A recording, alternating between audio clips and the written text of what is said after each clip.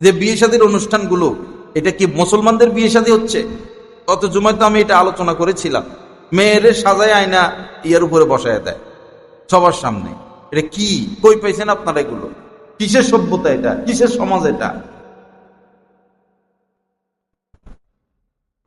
এই কিসিমের বিয়ে শাদী, একটা বিয়ে শাদীর মধ্যে যাওয়া যায় না, সম্পূর্ণরূপে হারাম। এই সমস্ত অনুষ্ঠানে যাওয়া সম্পূর্ণরূপে হারাম। যেখানে গেলে পর্দা ঠিক থাকবে না, যেখানে ছবি তোলে, যেখানে এই রং তামাশাগুলোর ব্যবস্থা, উপহার নিতেই হবে আপনাকে। এই সমস্ত বিয়ে শাদীর অনুষ্ঠান 100% বর্জন করতে হবে যদি আপনি ঈমান নিয়ে বেঁচে থাকতে চান। যদি আপনি মুসলমান হয়ে থাকেন, মুসলিম সংস্কৃতি নিয়ে বড় হতে চান, তো সমস্ত অনুষ্ঠান আপনাকে বর্জন করতে হবে। মুসলমানে করাইয়া অনুষ্ঠান করে, মুসলমানে করাই অনুষ্ঠান তো ইসলামে নাই, ধর্মে নাই। জন্মের পর 7 দিনের দিন অনুষ্ঠান, আকিকা, এটা হচ্ছে অনুষ্ঠান। যে বিয়ে করবে ছেলে, ছেলের বাড়িতে আকিকা করবে, এটা হচ্ছে অনুষ্ঠান। কিন্তু অনুষ্ঠান চলে গেছে মেয়ের বাড়িতে।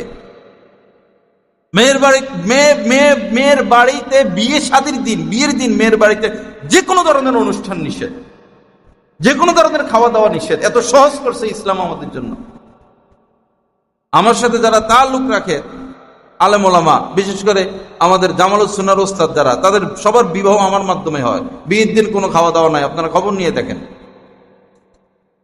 বিয়ে করে আমি গিয়ে বিয়ে পড়াই, কোনো খাওয়া দাওয়া নাই, বিয়ে পড়ায় মেয়ে নিয়ে চলে আসে। ইসলামকে ইসলামের জায়গায় থাকতে দেই। আমরা মুসলমানের সংস্কৃতি মোতাবেক চলি।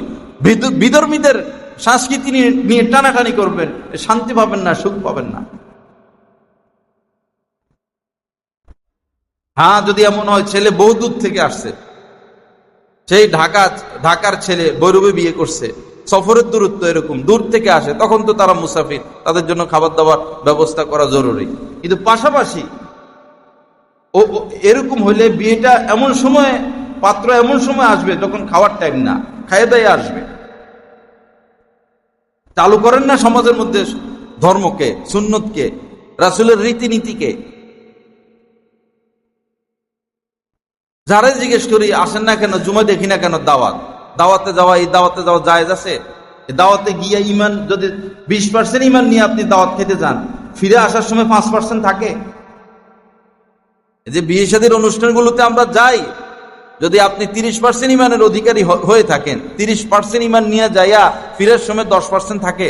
মহিলাদের যে সাজগোজ, যে স্যান্ড,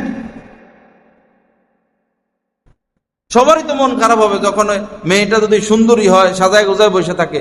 কোন পুরুষের কাছে ভালো লাগবে? সবাই তো শাহওয়াতের দৃষ্টিতে তাকাবে। সব পশুত্ব মুসলমানদের সমাজ এখন চালু হয়েছে, সব পশু হয়ে গেছে। এই মেয়েটা তো আমানত, আপনি এই মেয়েটাকে পালছেন, এখন সে আরেকজনের হয়ে গেছে, বিয়ে হয়ে গেছে।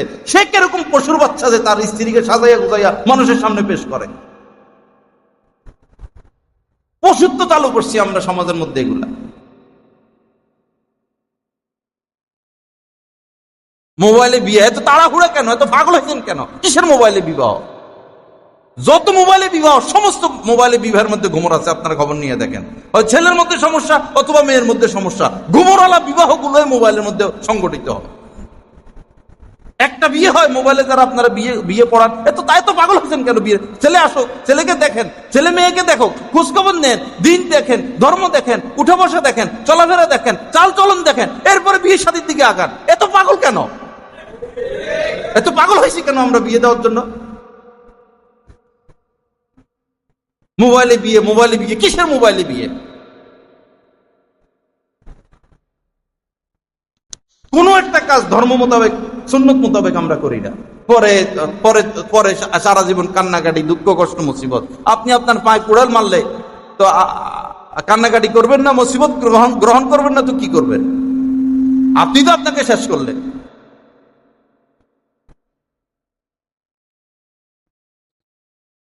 এই সমস্ত অনুষ্ঠানে যাওয়া একদম হারাম, সম্পূর্ণরূপে হারাম। উপহার নিয়ে যাওয়া একদম হারাম, উপহার দেওয়া একদম হারাম। জানেন আপনারা মাসালা কিছু?